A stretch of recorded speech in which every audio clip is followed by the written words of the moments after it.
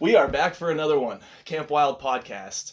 I'm excited for this one. I have somebody that I've looked up to for a long time here in the studio, Tim Urbaniak, sitting over here.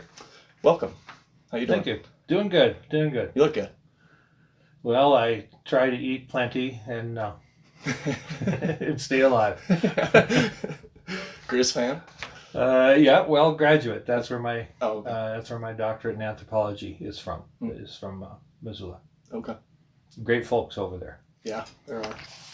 Great folks all over Montana, but there's this polarizing opposite thing with Bozeman and Missoula that it's kind of toxic. Yeah, I remember back when they consolidated the university by making it a two-headed beast. Mm. You know, because as long as there's a cat Grizz game, we're not going to have a unified university. No. No, you're not. No, but those cat Grizz games are fun. Yep. They can be fun. No, a lot of great people at all the universities out there. Yeah. So, Tim, tell us about yourself a little bit. I met you. You were my professor in college, my drafting and design professor. But that's not your primary focus, right? Well, not now. Not anymore, at least. I took kind of an odd trail to get there. I went into teaching from industry. I had been in structural steel, structural industrial for about 12 years, a little over 12 years before I got an opportunity to teach in Billings in a drafting and design program. Mm-hmm. And I was there for 29 years at what is now MSU Billings. Yeah. I taught at 3 different institutions. I taught at the Billings Votech.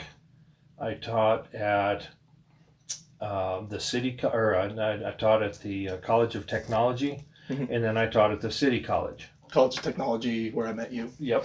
It was the College of Technology when you went through. So I taught at 3 different academic institutions and never left my desk.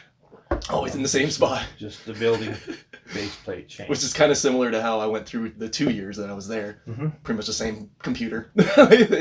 Just showed up, stayed late if we wanted to. Yeah, it was kind of a fun college experience. Well, as I continued to teach, I came in, as I said, from industry and did not have advanced degrees myself when I came in.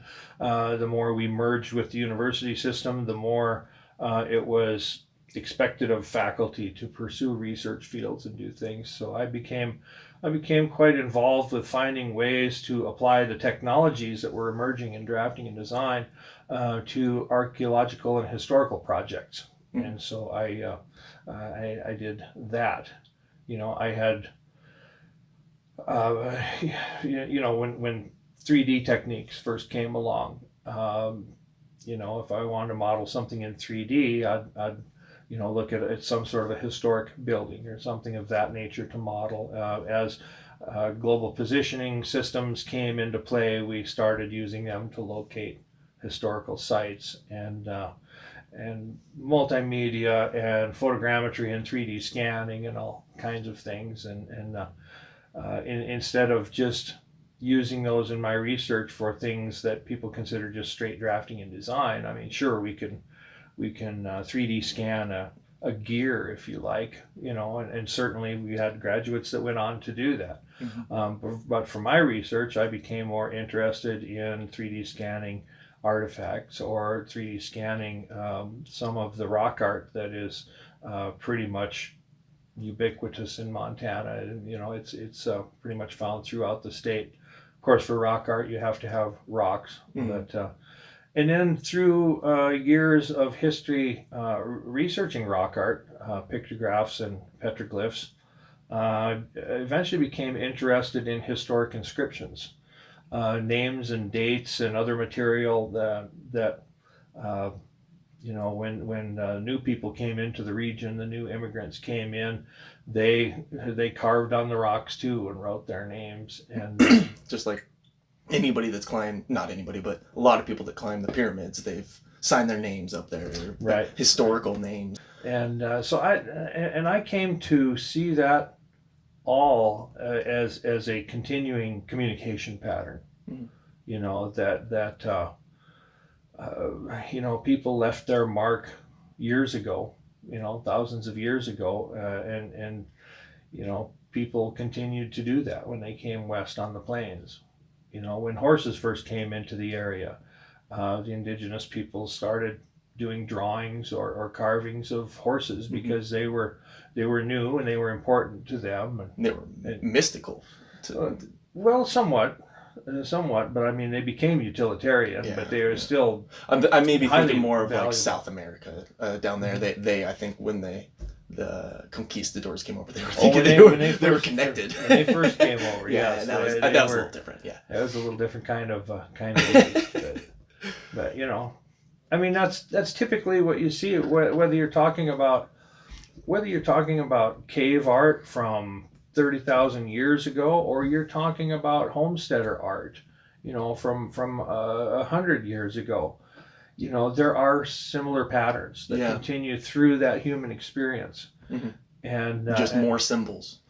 Yes. Of course, today, a lot of what's going on today is done with spray paint and referred to as vandalism, right? And etc. But could paintings cave paintings from back in the day, could those have at that time been vandalism? I don't. It's vandalism is a judgmental. Also a word we came up with. It's a judgmental term. Yeah. Generally reflecting the negative. Right. And I think a lot of people are almost too quick to dismiss some things today as. I don't believe it. I was just asking the question.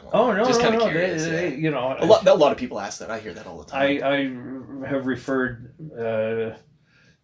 to Clark's inscription as vandalism many times in talks. That Clark came, he got up on Pompey's pillar, and then he vandalized it and left. Yeah. And in a way, right? Well, he did put his name on a panel where there already was rock art. So, and if that's vandalism, then what they're doing is vandalism too, right? Well, again, it's how you exactly how you strain, because it doesn't matter who does it. It's in history. It doesn't matter that it happened yesterday. It's still part of the timeline that we're in. Yes. Right. Yes. So history is history. So it doesn't matter 30 years or a day, or 30,000 years, or what. It doesn't matter. I think sometimes the term vandalism is correct. Maybe when you today, I mean, we see articles every once in a while in current times where somebody goes to a park in the Southwest where there's rock art and they spray paint their name over the top of a panel. I mean, clearly this is vandalism. Yeah. And someone caught doing that should be punished and held. But them writing their name could be the same as somebody drawing a buffalo back in the day. It's just their symbol or something, Somewhat. Yes, I think there are comparisons with that. So are there some paintings where it's overlaid? They're not similar? Like one was way back in the day and there's another one that was a few thousand years later, but they're not that similar? Absolutely. That second one could have been vandalism over the first one? Indigenous people did put things over the top of other material that was already there. Yes. Yeah. Yes. And there are those, in some instances, they think that was maybe to, take the power away from the previous person or whatever. And again, in that context, and that shouldn't be surprising. That happens all the time. Yeah. All the time. Yeah. And a lot of any of this kind of what I refer to as residual communication, a lot of this is along the same lines. So it's part of a continual human experience. People are communicating. They want to express their identity, and so they might express their identity through a biographical scene in rock art terms, where it has a hunting party or hunting group. They might express their identity through a single figure, that represents them. They didn't use characters to write their name out. They drew a picture of themselves, which could be passed through history and time. Yes. I mean, there's three types of communications. There's vocal, there's gestural, and there's what was the other one? It's the art, like art on a wall, but the only one that goes through time is art. So when somebody finally figured that out, that's a big move. That's the beginning of making out the alphabet and writing books. I mean, to a point, right? Somewhat, yeah. I mean, a lot of the early languages were the Egyptian language, of course. Is hieroglyphical signs. Many Asian languages are based on signs. Mm-hmm. I had heard that years ago, and I'm not completely confident of this, but that the Chinese symbol for trouble is representative of two women under one roof. I heard that somewhere. That's right. Yeah. And, so that's and again, that probably if that's true, they came up with that a lot of years ago, and it's probably still true today. Huh. Well, I wonder where the word evil comes from. Eve. Is that similar? That I don't know. I'm not saying it's true. I didn't come up with that. That's getting into a little gender bias there. Cut that out. Yeah. Do you mind telling us? Actually, real quick, you correct me if I'm wrong. You've also went around looking for arrowheads and artifacts similar, such as that. I have done work with artifacts. Mm-hmm. Yes, it's not the primary kind of work that I do. Okay. Partly because I don't fit in the hole very well. Mm-hmm. Okay. I've done some excavating, and that is an interesting aspect of archaeology, but. I don't do a lot of excavating. So let's just touch on that real quick. Surface material, I have, looked around at surface material. I believe, I probably began an interest in that very similar to a lot of archaeologists and anthropologists that I've talked to, through experiences in my youth. Mm-hmm. My dad was a teacher, and he was a biology teacher, and on the family farm in Michigan, when they would plow, they would find artifacts in the field, and Dad got interested in that. So as we would travel around the country in the summers, sometimes we'd look for arrowheads and do things, and look for fossils, and I experienced a lot of that. And as I got older, I just kind of retained an interest in it, and then. Again, like a lot of archaeologists, we do this kind of thing in our youth, and then you get older and you discover that maybe some of the stuff we were doing was technically illegal. A little bit. Doing that. Right. Picking up artifacts on public land is illegal. Yeah. Certainly people do it. Oh, it happens all the time. If you're going to... There'd be artifacts all over the place if people didn't do it. Well, there are artifacts all over the West anyway. That's what I'm saying. There still are.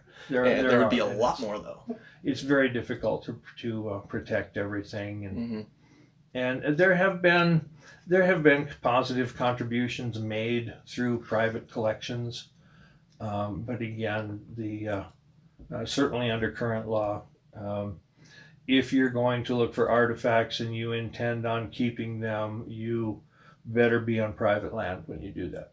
It is legal on private land. I mean, you can. Is it though for like if you find a T-Rex that you can't? I heard that you can't keep a T-Rex if it's on private land.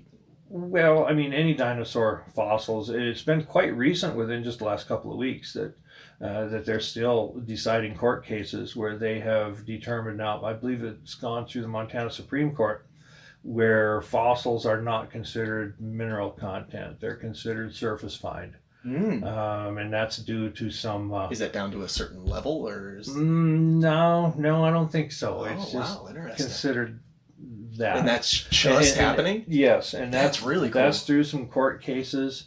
That changes things. There's probably fines out there where people just...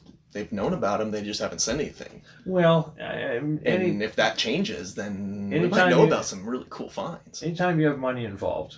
Yeah, people are going to do things, and so these large dinosaur fossils, they're some of them are worth millions of dollars. Particularly like these. I mentioned these T-Rex fossils. Oh gosh, and in Montana, it's a hotbed for them. Yeah. But they had a ranch where they had a fossil, and they find, and then they want to sell the fossil, and then the owner of the mineral rights is a different person or different entities, so then they they step in and say, wait a minute, a whole nother aspect to it. I never thought about that. Crap. Yeah, and Native American artifacts are not not part of that discussion. I mean, they're of course cultural items rather than fossil items. So they're not really part of that. Right, they're part of a civilization, like a human. Yeah. Right. And contrary to some people's belief in Montana, nobody was here to ride a dinosaur. Exactly. I'll state that as a fact. Yeah, yeah. I think we could state that pretty factually. No dinosaur riding field warriors. No.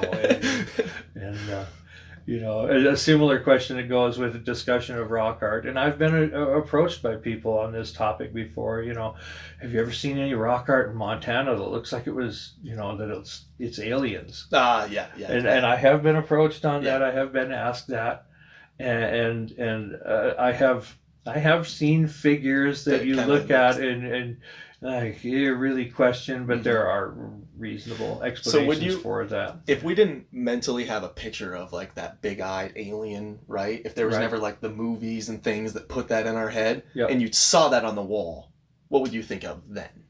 Well, would you just associate that to just horrible drawing and it's a human? Yeah. Right. Well, no two artists are the same. No. Certainly. Right. Exactly. And I've actually gained a lot of insight. So if you saw it like that, it's the same artist. You could tell, and you could see that this one was a human and this one was just this weird alien, big-eyed creature. Then you were like, oh shit, okay. Right. Well, I think some of that, what you see in some of the rock art, because some of it is pretty tough to tell what it is. But what you see there is, it's not. There's a word, pareidolia, or pareidolia. Mm-hmm. It's seeing patterns in random things. Like seeing Elvis in your toast. Mm-hmm. Yeah, exactly. So I think sometimes people are prone to look at something and say, "Oh, that's what that is," but it might not be that at all. Exactly. Yeah. Some of this stuff has been outdoors for hundreds, if not thousands of years.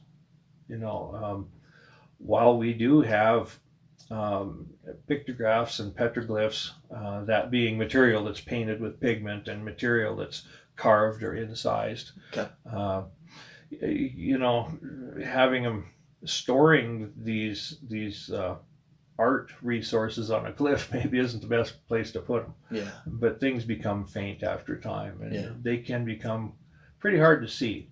Some of this material, particularly in eastern Montana, on the sandstone, shadows play a huge part in it. Yeah.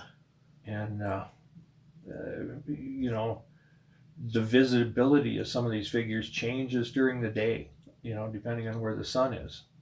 So that is a factor in looking for this material as well. Yeah. The amount of air that's getting to it. I mean, I know that there's a cave that was not long ago found in Europe. 30 years ago or something, but it was found after a few cave-ins. So the paintings that were in there were just immaculate because there wasn't an airflow, there wasn't weather getting to it. So they were deep into the cave too. What was the name of it? Is it the Magura Cave? Is that the one? Altamira Cave? Is that the name of that one? Yeah. Something like that. But man, those paintings, they look like they were done 20 years ago. Oh, some of the European material is quite majestic, and not just European material. Again, this is a communication resource. It's found all over the world. You find extensive sites in Australia, and Europe, certainly North and South America. There's some spectacular painted North or South American material as well, and there are some things in Montana that are very impressive that's on private land and not a lot of people get to see. Yeah. It can be it can be challenging to find rock art places in Montana to go to and visit. There are definitely some public places that people have been to. There's a few around Billings. I've seen like the Pictograph Caves, right? Pictograph Cave is near Billings, and there are still figures there that you can see. A lot of that has really faded over time. But within the Yellowstone Valley, just in I would say within a 10-mile circle of Billings, I would say, have I tally some off in my head real quick, we've probably easily got 20 different sites, within that area. Some of them are a single figure, some of them are fairly extensive In our story panels. 20, roughly, out of those 20, how many are private that you can't go to? Let's go public. 20, I would say probably 10 of them, 10 or 12 Half of of them are private. Yeah. Can you name off just a couple of the... If you broaden that circle to include like the Bull Mountains and the Priors and south of Bridger, if you put a 60-mile circle out there, a radius circle, you're going to be into the hundreds of sites. You're going to be in the hundreds of sites. Wow. Okay. Some of the around Billings, wow, they're everywhere. There's a lot of them. Again, they're everywhere. Wow. If you're gonna look for rock art, you need some rocks. But what is that? A 50 square mile? Yeah. 50 miles around? And there's hundreds in there, or 100? Yeah, in the state of Montana, I think we're on the high side of 1,000 sites. I know that there's over 1,000 sites in Montana, categorized as rock art sites. Wow. A lot of these are single paintings, smaller sites. Yes. Yeah. But still, I mean, we've found things where I can think of one site that's over near Custer, where we were surveying an area, and I got a call on the radio from one of the surveyors that said they had found a little horse, and they called me over to look at a little horse they had found, and I went over there, and it was the only thing there. Yeah. Just one very finely detailed little horse. It wasn't more than 3 inches long. Really? Maybe 2 inches tall, 3 inches wide. Very detailed, extremely well done. Absolutely native, and that was it. That was all that was there. And so things like this will confound you in the field. It's like, why? Why did you do this? Why? But then again, you're walking another half mile down the cliff, and then, hey, here's the name Bob. Yeah. And that's it. Yeah. No date, no last name. Don't know if it's Bob. Bob. Okay. Huh. The compulsion to communicate is very strong. Yeah. Yeah, you see that face, that rock face, and you're like, oh, I gotta just carve something in there. Gotta do something. Now, one of the better known in the Billings area is called Face on the Rimrock. Okay. Face on the Rimrock is it's up high to the north side of 6th Avenue North by the Metro. Oh, just right over here.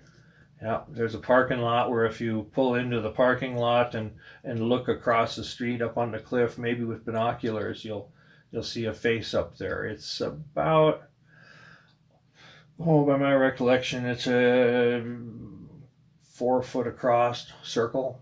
It has the face, and there's some feathering around the outside of it, like a headdress, and you can see the eyes and the mouth. And, wow. And the eyes kind of appear to be weeping. They've, the paint has run over years.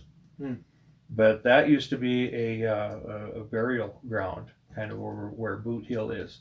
Oh. And so that rock art panel was associated with that. There was another boulder with incisings on it at the base of the cliff, but when they first put the road through there in the early 1900s, they blasted the boulder out of there, and so they removed it. And I believe there's only one picture of that boulder that survives. Damn.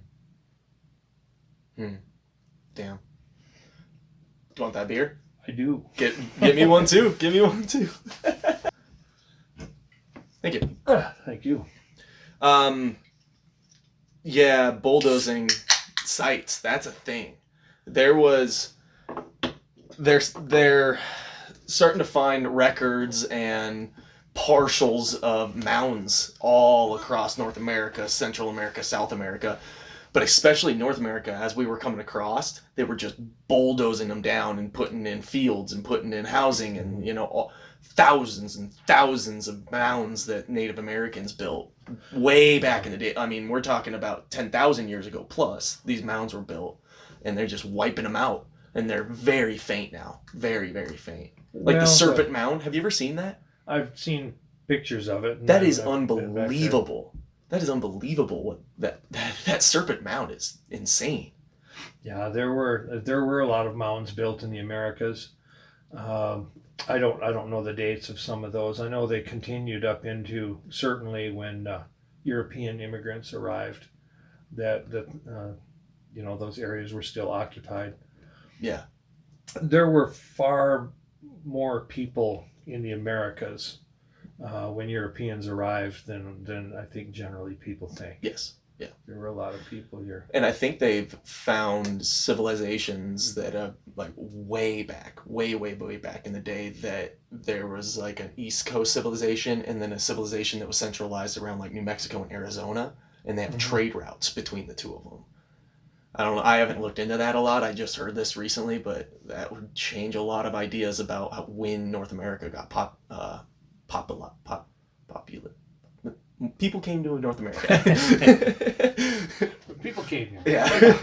It would change well, I think they found a human remain in California that dates back to 180,000 years ago. That blows everything out of the water. There are a lot of those things coming forward. Years ago, many years ago when I was like in high school, everything was all Clovis first. Oh, yeah. It happened about 10,000 years ago. They came through a gap in the ice and made their way, through America. Yeah. And Clovis first has pretty much been overruled by this time. And it's not denying that they weren't there and they weren't a people, but it's not like they were the first ones. Well, and they're pushing the dates, up toward the trying to get up toward the 20,000 year mark in the Americas. Some of this is in South America too. And the discussion continues as to when people first came. There's some of those topics you can get into what people refer to as fringe archaeology. Again, not quite the riding the dinosaurs thing. Yeah. But when did people get here? Did they get here by boat? There's a school of thought now where possibly they didn't just come through Alaska that way, that there may have been a migration from Europe, through the East Coast. Again, and even down through South America and up? Well, through South America, in through Polynesia, which would, if you can find that evidence, would, maybe be about the same time that people went to Australia and things like that. Again, the dates are continually being pushed back. People are continually finding new things. And it takes, in the scientific community, it takes I guess I'll say it that way, it takes so long for, the evidence to come forward. I mean, first they get funding, and then you go and you do the project. That might take a year or two or three, and then they present and publish and have it verified or not. And so from the time a discovery is made till the time it's really verified and accepted into historical canon, there could be a 10-20 year gap there, right? With that material coming forward, right? Yeah. But I'm always interested in that. Again, it's like watching the Ancient Aliens television show. Yeah. I've definitely watched them. I'm quite intrigued by real early construction methods. I think there are some questions there, but I would not categorize myself as a true believer. Yeah. I mean, it's just like UFOs, it's a cool topic, but let's land one out in the yard, and then everybody can say, oh, yep, folks, they're here. There exactly. You go. Yeah, exactly. But I don't know at that point. Again, I think that sometimes people look at something, whether it's a piece of artwork in a cave or a construction element or something, and they just say, well, I can't do this, therefore the people that were here, they couldn't possibly have done this either. Right. Like the pyramids. Yeah. Stuff like that. And that discussion continues. How did they build the pyramids? Yeah. There's a really good argument for it's a I don't know. It's a tough one. I mean, how do you know? But there's the argument that it's not actually solid rock. You can make that rock by making like a concrete mix, and it creates that. I don't know. People have done it, but I don't know. Man. I don't know. It's a tough one. Concrete does go back quite a ways. Concrete it does. Goes back Concrete's it's an old substance. I don't think they had that in the Americas, but again, it's even becoming a professional in these fields. You can have aspects of that you really don't know, you know, unless you really dig into the research that's there. And in the West, we have a different view of the indigenous people in the West than I had growing up in the East. You know, I spent my childhood grade school years in Michigan, and so the school history that was taught with that, the things that we'd go and see, the parks, you know, that were associated with historical events were completely different than in the West. In the West, we've been fed an image of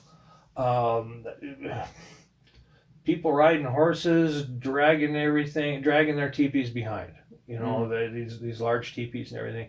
The horse era was really quite thin. It was small. It was very, very small. There was thousands of years without horses. And there were large, you know, cities. There were millions of Native Americans. Yeah. Millions of them until Europeans came over and gave them diseases unintentionally and killed millions of them. Wiped them out. Multiple waves. Same thing happened in South America. Multiple waves went through. Mm-hmm. Yeah. Well, and we did the same thing with smallpox. We kind of see that happening now. Mm-hmm. You know, I mean, if it was 400 years ago, you got an epidemic somewhere, wherever it happened in that area and pretty much stayed. Yeah. You know, these reasons. Because the travel wasn't there, and people weren't going out, going to Mexico. Like, I'm going on vacation. Yeah. Our recent events, you know, I have friends that I know travel back and forth to China and to Europe and so it's exposure to these things that gives you the immunity. So do you think at one point, because of all of our travel, no, because not everybody travels per the world. Right. Like, if you take the entire population, what, 10% of it travels? Probably, you know. Like, the majority of people are poor. They just stay at home and they stay in their district. They stay in their area. You know, there have been figures that have come out for, like, you know, someone growing up in 1930, you know, how far they would ever travel from their home. Right. You know, somebody in, you know, growing up on the East Coast in 1750, you know, how far would they ever travel from their home? You know, maybe they got on a boat and they flew. That first number you said, though, 1930? It's 100 years ago. Oh, yeah. That was 100 years ago. I wasn't born yet then. That was crazy. 100 years ago, we were still staying in our valley. You know, we didn't do anything other than stay in that area. That was our life. To look at things like the Yellowstone Valley at Billings and realize the changes that have been here since 1850. You know, less than 200 years. I mean, we've paved the valley. Yeah. The trees, you know, the vegetation here. You look at early pictures of the valley, and there's no trees here. The buffalo kept them all tromped down. There were a few by the river, and that was it. Right. That's actually something I just found out was animals. There were so many more animals back then that were keeping the vegetation down that there's actually less forests back then, wasn't there? Yep. Or something like that. Well, yeah. They were keeping it back, and it wasn't like there was just forest everywhere, and we took out the forests. It was actually kept back by the animals, by buffalo. By the animals, and there was landscape modification done. Fire. They used fire. You know, you burn the grass off. Next year, you come back in the spring. It's nice and green there. Mm-hmm. Good food. Yeah. You know, good food for the animals. Yeah. So. Let's get back to the cave paintings. All right, back to the rock art stuff. So places around Billings, you know, again, rock art, Pictograph Cave, going out to Pictograph Cave, nice park, well worth visiting. Mm-hmm. You know, things are tough to see there. if you're willing to do a little hiking, south of Bridger, there's a place called Weatherman Draw. Okay. And it's on BLM land. And a lot of people have been there. If you go to the BLM office, they can direct you to where that site is. Okay. A lot of painted material. Weatherman Draw is unique. There are many figures spread throughout a large area, and some of them are pictograph areas where everything's painted, and then petroglyph areas where things are carved and pecked. And as you walk around the valley, there are different pockets of material. Oh. And so that's... Is that a timeline where at different times they were doing this and they moved on to this, or is kind this, of, or they practicing certain types of art in different spots, or? It seems to be that way. I mean, some of it does seem to be period relevant. We differentiate the rock art in this area into two major categories: pre-contact and post-contact. Dating a lot of the rock art is very difficult. I mean, through what is pictured is one way we can do it, particularly when they have figures that have shields. Because before the horse, pre-contact, the shields were large, and so in battle or hunting they could get pretty much almost behind it. like body size shields. Yeah. So you see these figures that the first thing you notice is a large circle. Right. And then if you look, there's just a head sticking out above it, and then the legs and feet below. Yeah. And then maybe one of their weapons or something kind of sticking out the side of it. Right. And but once the horse came, you couldn't ride with these big shields, and so the shields got smaller. And then you see the almost horse gone. And I mean, if you're on a horse, you have a huge advantage against. Well, until the rifle came, because the shield that changes everything. Shield wasn't very effective against a rifle. Yeah, I mean, even if you had a shield, you're screwed. Yeah. Although buffalo hide is tough, it might have stopped a couple of things. True. Yeah, it was interesting to find out that the Comanche Indians were like one of the last holdouts. That was the longest war we've ever been in, was against the Comanches. It's a 40-year war against the Comanches. Is because they were the ones that took the horse and rode with it, for lack of better words. They learned to fire like 6 arrows in 2 seconds or something. Like they just insane amount of firepower compared to our one-fire muskets and stuff at the time. And then when something Colt came out with the Colt 45, when you could shoot 5 at a time, that changed everything. That's when we started winning that war. Repeaters. But they were winning. Until that gun didn't become popular, they might have won. It's their country. They know the country. Oh, they were killing them. They were killing them. There were a lot of atrocities done in those days. So many. I mean, everywhere. You can. And that part of humans being cruel to humans. Like similar things in rock art. That's pretty much universal as well. It's universal. Yeah. We always seem to find. We always seem to find ways to hate other people, and that's unfortunate. It doesn't matter what time you're at. There's atrocities happening at every junction. It's crazy. Yeah. Let's see some other places in this area. Let's see that there's another site on public ground in the South Priors called Petroglyph Canyon. Okay. That material is all incised and pecked, and it's I would consider that an older site. It is certainly pre-contact. But it's all of the figures were made by pecking into the surface patina of a rock. Of the rock. That the surface patina is really dark, and if you peck at it, it's lighter underneath. Okay. And there are a lot of figures there. That's a spectacular place to go. Again, on BLM land. Yeah, that'll be there for a while. It has been there for a while. That's cool. That's a site there too. And that's we were talking about how many sites there are. in Montana, and certainly they haven't all been discovered yet.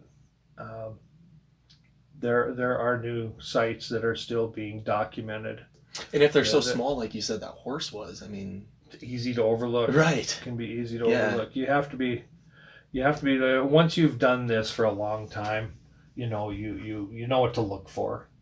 You don't know where it is, but if you're approaching a butte that has cliffs on it, I mean, if you've been to 500 sites, you kind of look at it and go, well, if there's anything, it's going to be up on that corner, and so that's where you go look. And I would say most of the time, if there's something there, you're probably right in where you'll find it. But the converse truth of that is sometimes you find material places that it has no business being there. Right. It's like, this is the crappiest rock and the toughest thing to get to here. Why would you spend all that time and effort doing that there? And then other times you'll go up to a cliff and there's this beautiful surface that's like, oh my God, this is a perfect palette. Yeah. Why didn't you work this? Why didn't you do this? Huh. Yeah. And I do think that's really interesting. I think you have to think about the artist's mind, when you do that. And are they artists, or are they hunters that are just bored?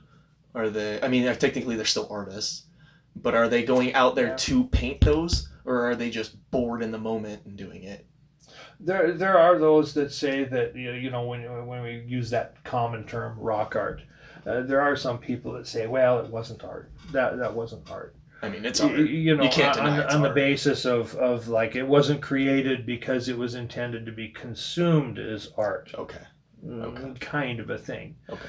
And I see the logic in that, but again, I tend to stick with the term, rock art. Yeah. But we're not all equal artists, and there may be styles. There's a native style called ledger art that they would use. When they get these ledger books and draw in them, and there's kind of a style with it, and some of that style is represented in the rock art material. Oh, really? But I mean, again, we just got to think about this in terms that we would think about that now. I've got Facebook. I've got friends that are artists. Mm-hmm. They're artists. They draw all the time. Yeah, even if they're just drawing for you. Yeah, like they're still artists. And then there's other people that especially during this isolation period, that it's like, okay, I'm going to learn how to draw. And so they're giving it a shot. They don't do it all the time. They haven't done it for years, but they're a level of artist. Yeah. And also, we came up with the term artist. Right. Okay. Right. So yeah, when but by that same token, again, there were a lot of reasons that people carved and painted things. But I think that there probably, this is an aspect of it that I don't believe has been explored by anyone, but I believe that I have looked at some panels that have made me go, hey, wait a minute. The way this person's drawing a horse, I think that's just like those horses we saw over on that other butte. Yeah. So it's the same person, maybe? And so if you had someone that had that, you'd almost have, like, nobody can paint the same. Nobody can do that. Well, you'd have to be super talented to be able to see somebody else's painting and paint it identically somewhere else. Right. Without having a picture right there. Right. It would have to have almost been the same person. The same person. And so I think there are sites that unless they had cameras or something. Yeah. And they did. No dinosaur riding UFO spaceship cameras. No. But again, I think people that have that compulsion to draw, they probably had that compulsion more than once. And that would, so when you're looking at these paintings, I have a list of paintings from like Africa and Europe and Spain. Obviously those are in the same place, but Australia. And I'm going to be posting those as we're talking, kind of showing pictures of them and saying what to go look for. But there's a few of those where there's hundreds and hundreds of like the same buffalo in these caves. Is that the same person over and over and over and over painting that same buffalo? That'd get tedious. Well, and in that it might be. It might be. But then if you look at a cave where there are lots and lots of handprints, they've researched lots of those. That could be different, though. And they know they're different people. Yeah, they know different sizes. there were 50 different people that left their handprints here. Because, some are larger, some are smaller. Mm-hmm. And that's pretty specific. I mean, they're putting their hand up there and spraying the paint to leave their hand as the... How would you say that? Say that in a better way. I'm an idiot. Stencil. A stencil. Pretty much Using using their hand as a stencil. Yeah. And I'm showing pictures right now. Hundreds. It looks like a modern painting almost. Like it looks like somebody would pay hundreds of dollars for this painting. It's amazing. And we have places in Montana different colors that have multiple handprints that are carved, that are incised. Carvings. Yeah. Yeah. Over near Ashland, there's a small cave that inside the cave, the whole inside is worked with handprints in it. There's carvings though. That's interesting. And in that sandstone, it's so soft. I'm not sure how they carved it. Whether maybe they did it by just putting their hand on it and just continuing to rub or something. Right.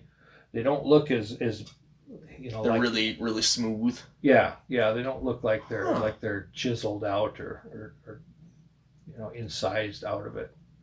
Very interesting. It just looks like they just rubbed until it left. That would hurt. I don't know. Maybe again, why are they doing that? Yeah. Why are they doing that? And you have people that say things like, well, they were in a dream state. They were in a something state. They were doing it because of the hunt. They were doing it, but I think that sometimes in archaeology, there has been a tendency to over dramatize things. Mm-hmm. I don't think I've ever read a paper on rock art that said, kids did this. Mm-hmm. I don't think I've ever read an article on that. That's very interesting because nowadays most of the art that we see is kids. It's kids running around just being dumb kids. Yeah. Or it's nighttime and it's a 23-year-old. What would be different? Well, that becomes the question. What is different? That's interesting. What is different?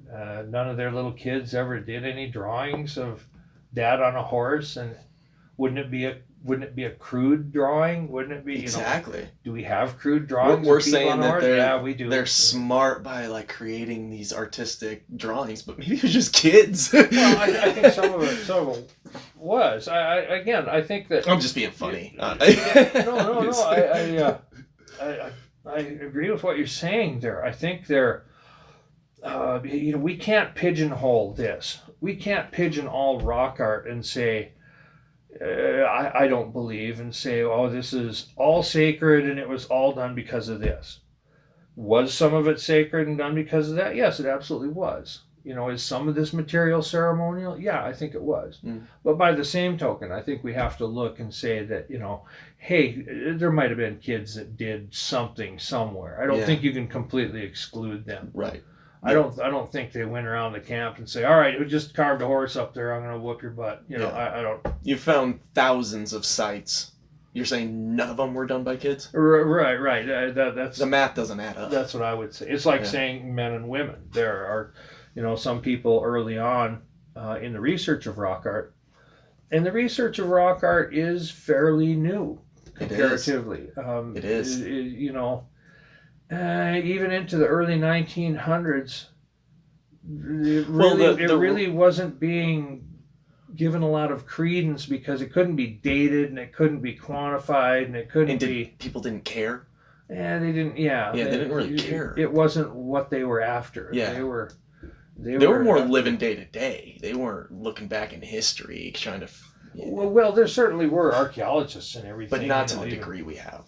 No, not to the degree we have now, but back in those days when I first got into rock art, you had a lot of people that would say, well, these were all done by men. They were all done by men, and they were all about hunting, and they, that seemed like the dominant theories were that and reoccurring theme that I got while I was researching this is done by man, done by man, done by men. Men doing men. That got me. I was like, how? Like, well, what? and then the '60s came along, the '60s and into the '70s, and we had more women going to archaeology school and becoming involved in the research of rock art. And so you begin to have research that would come forward that, no, some of these were done by women. Not only were they done by women, but in some cases, we know what particular woman did this and why, and what these figures are representing. What do you mean, particular woman? Well, I mean, it's kind of like teepee rings. There are still places out on the prairie of Montana and the Dakotas where the tribes can go out to teepee rings and point and say, so-and-so camped here, so-and-so camped there. They know Really? how the camp was arranged. Really? And so, when it comes to rock art, there are still stories associated with particular people that did rock art and why. There's a really... Man, there's so much more here than I ever thought there would be. Like, people don't know about rock art that much. They don't know about this stuff. No, I don't. Man, there's a lot more. There's a lot more. Yep. There are. It's like it's an iceberg.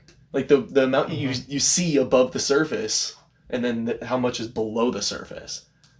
And now, going back to places where you can go and view rock art, there's a private site up by Lewistown called My hometown.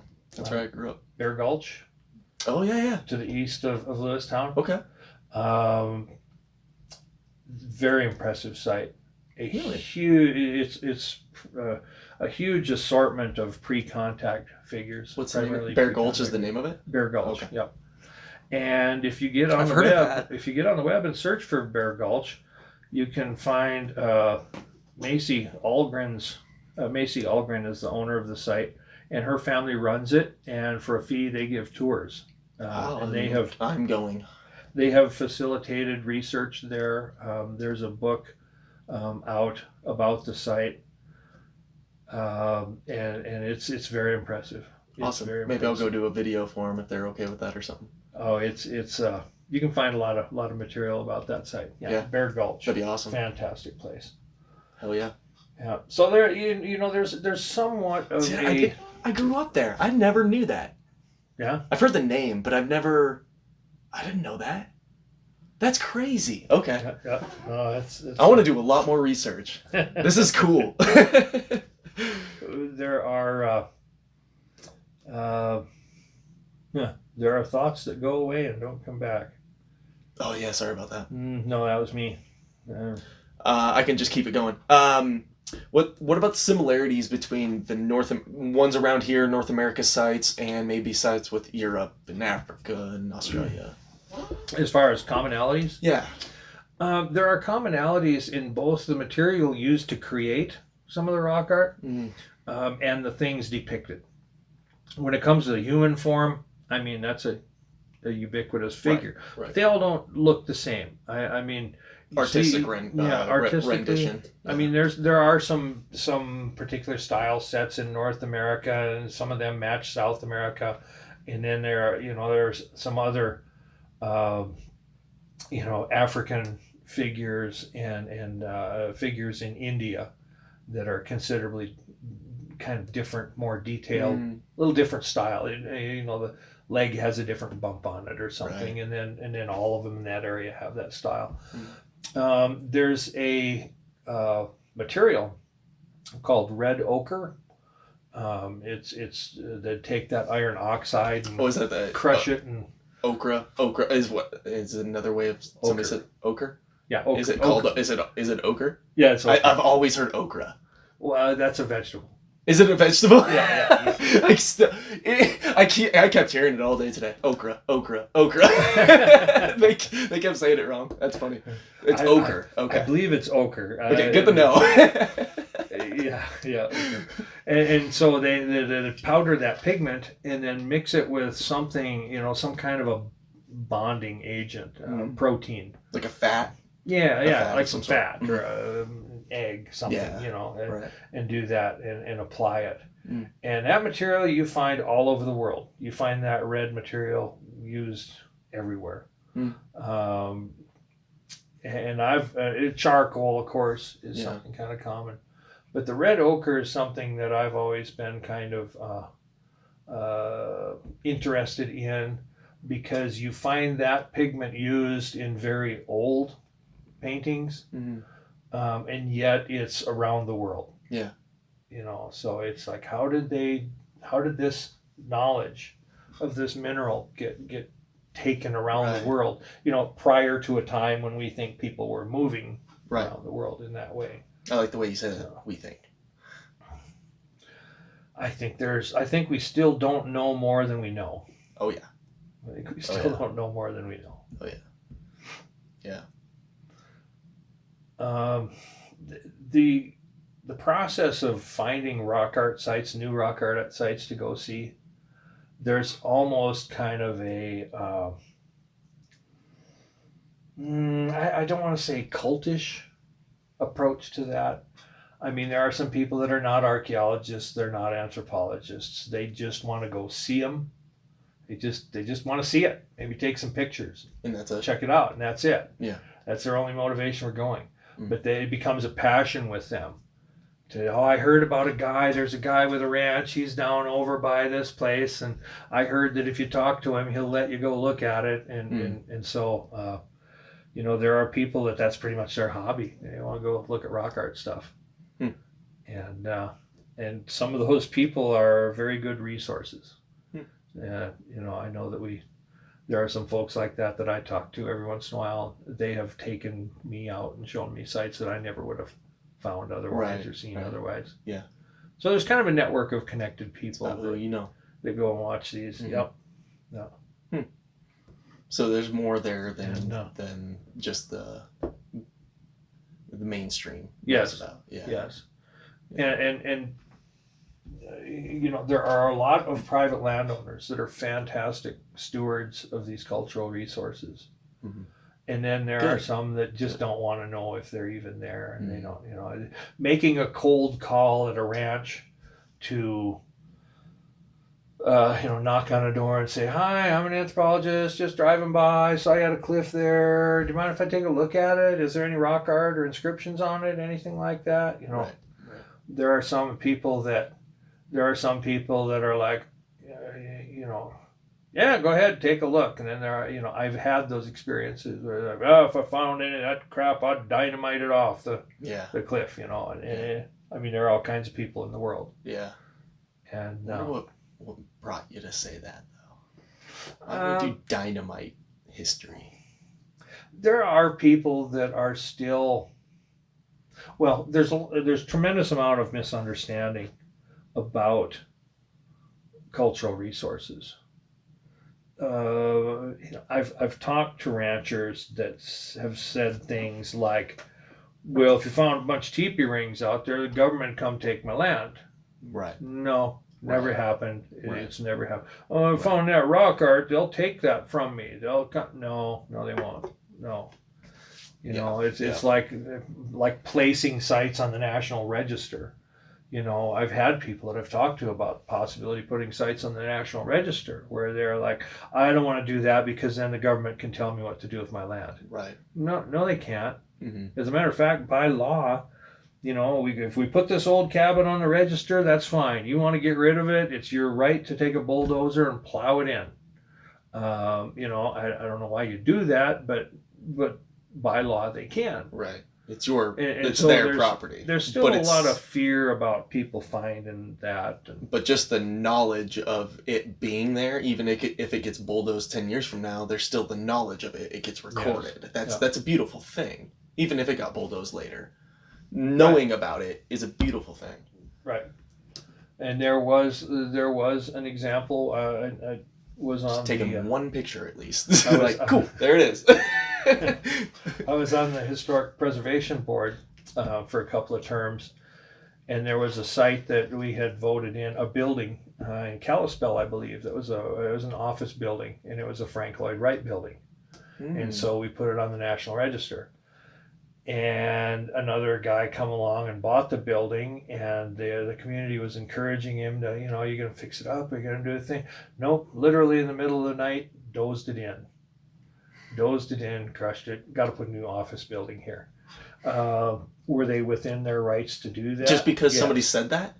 They were like, what are you going to do with it? And No, he's like, no. That was their intent all along. They were going to. It wasn't a spiteful thing. Oh, okay. Frank Lloyd Wright building. So what? I get you. Okay. The roof leaks. Who gives a crap? I thought it was like a spiteful thing. We gotta screw you. We got to put a Hardee's up here. Yeah. Well, that spiteful thing exists. Oh, definitely. Don't definitely. kid yourself. Yeah. That's out there. There's a lot of different kinds of people in the world.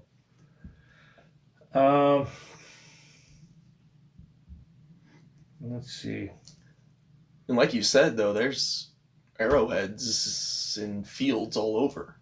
You can just go all over the place and find little artifacts. There are still a lot of artifacts out there, and again, in the spending those early years in the East, the only time my dad and his brothers would find artifacts on the family farm was, they'd plow the field. Mm-hmm. And it'd rain, and so then they could see things. They'd go out and walk the field. Yeah. Otherwise, the vegetation's so thick, you don't see anything. Yep. The topsoil's so deep, things go on, the ground accumulates so quickly. Yep. In Montana, the topsoil's pretty thin. It is. You get out in some of these areas, and there isn't any vegetation. We're technically in a desert. Right? Isn't this technically a desert? I believe so. In this, Billings and further east is a desert. High Plains Desert. It's funny though how you can just. So I put out some pronghorn videos as of recently, and just walking out by Lavina out here in between Lavina and the Snowy Mountains right there. Mm-hmm. 2-day trip. I mean, we came across frogs to bull snakes to rattlesnakes to this and that and this and that and this and that, and there's not a tree in sight. Right. You know what I mean? It just wildlife after experience, and we're just in the middle of nowhere. It's it's desert, but there's a lot to it. There's a lot here. Mm-hmm. It's a beautiful place if you know what to look for. Oh yeah. And that just get out of Billings. When you look at the mountains, when you look at the Beartooths and you look at the Priors and you look at the the Snowies and the Crazies and all of that, people were up there too. Yeah. There's a lot of good work coming out of Wyoming in particular, out of high alpine areas. Years ago, they used to think that, again, it goes back to that male-dominated society thing. Mm. Oh, the reason you find artifacts in the mountains, they'd leave the women and kids down the valley, but the manly hunting parties would go up to the mountains. And right. And that's who was up there, was men, right. Again. And, they've come to turn that around now and going, they're fully functioning villages. Well, at high altitudes. They used to believe that with Neanderthals, how man was the one that was doing all of it. But actually, I think recently they found out it was like a 50-50 thing. Women were going out and hunting, and it was back and forth. It wasn't a one-sided thing.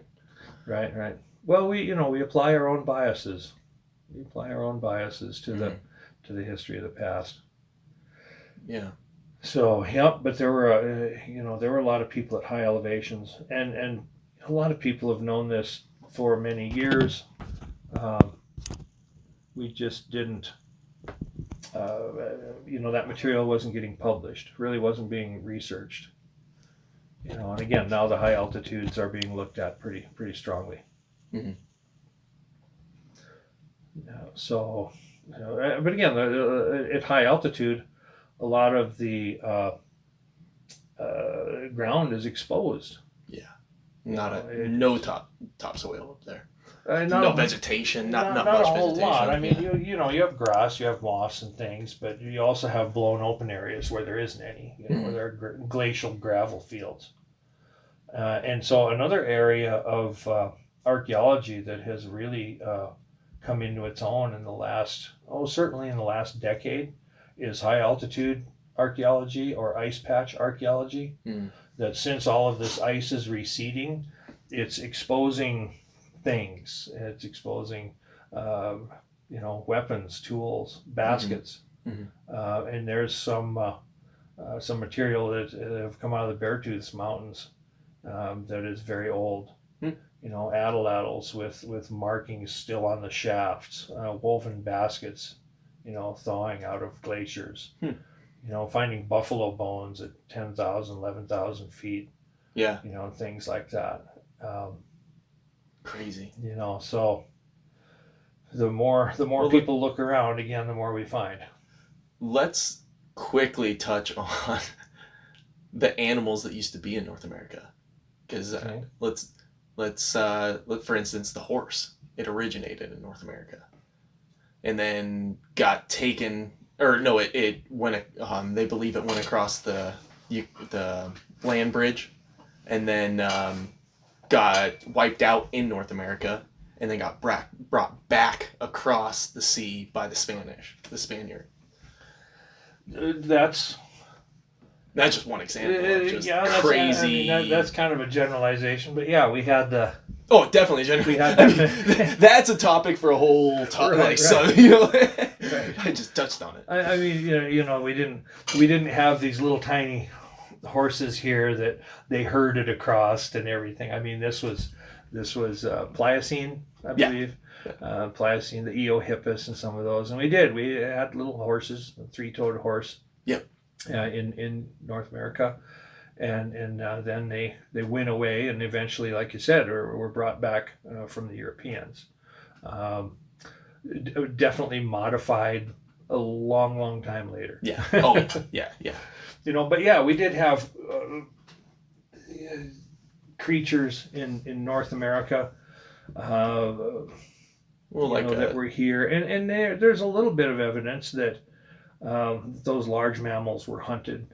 Mm-hmm. They were definitely hunted. I mean, certainly some of them though. I don't know if in the Americas, there's evidence of mammoth kills. Mm-hmm. I mean, Clovis. Yeah. In some of those areas. Mammoth bones with spears in them. Right. Yeah. You spear tips. You find that. Yeah.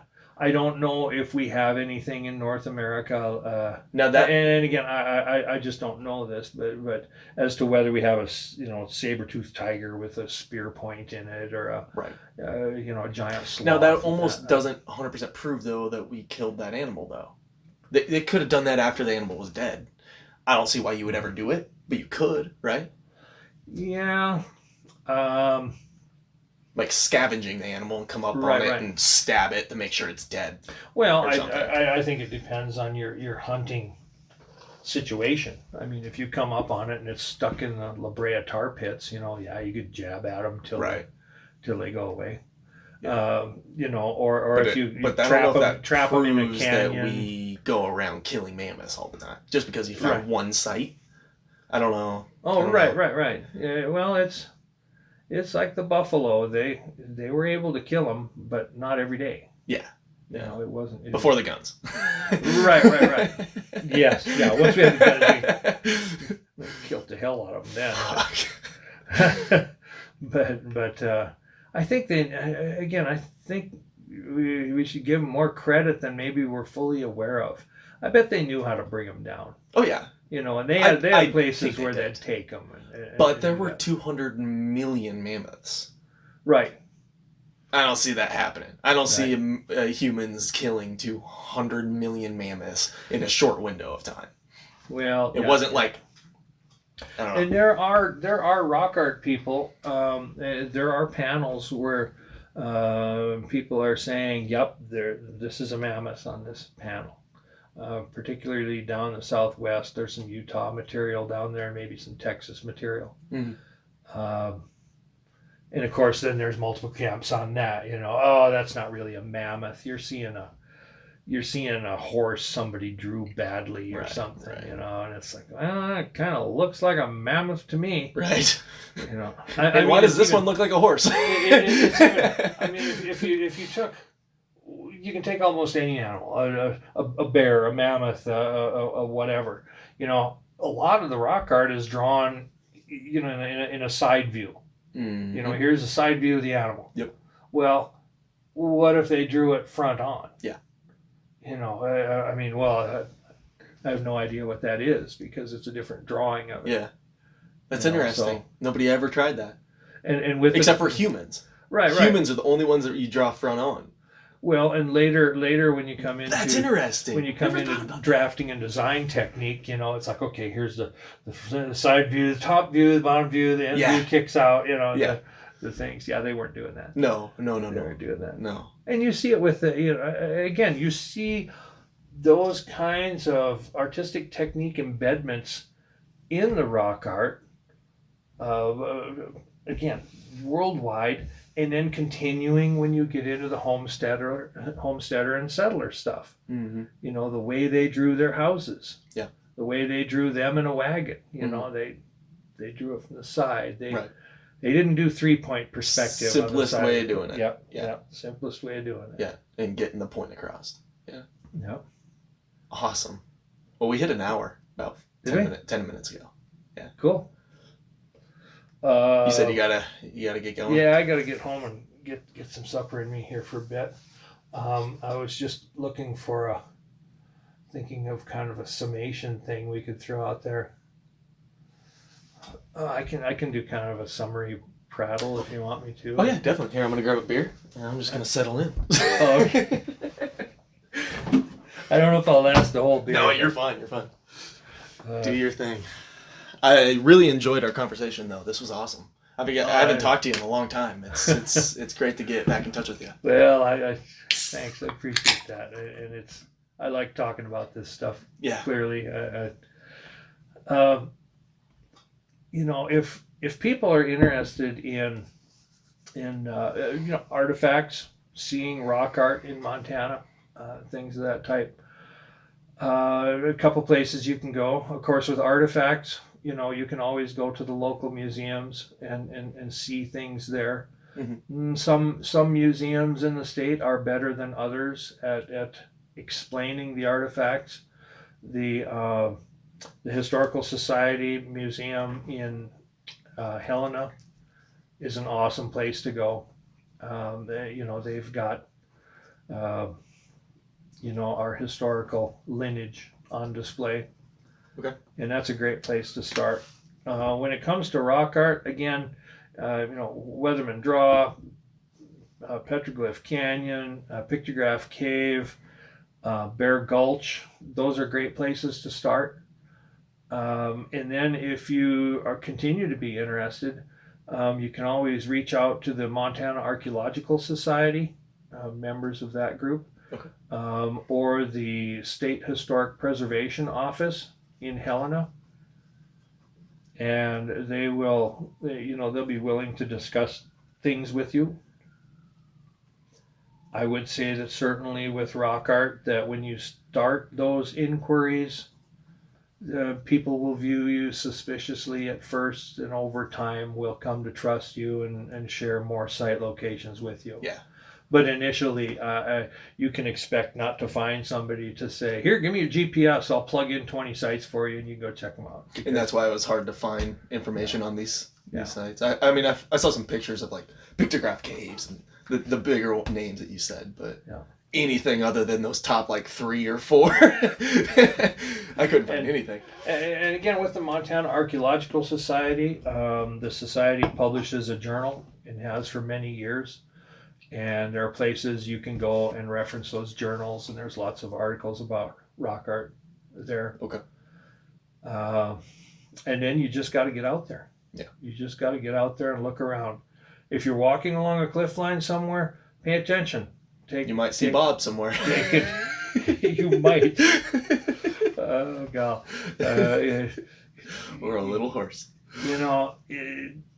I continue to talk about how this, even from 30,000 years ago, Europe rock art to contemporary graffiti on your alley garbage can, that communication is all related. Mm-hmm. It's all linked together. And I would hope that by looking at that worldwide, people could get maybe a better understanding of how we're really all the same.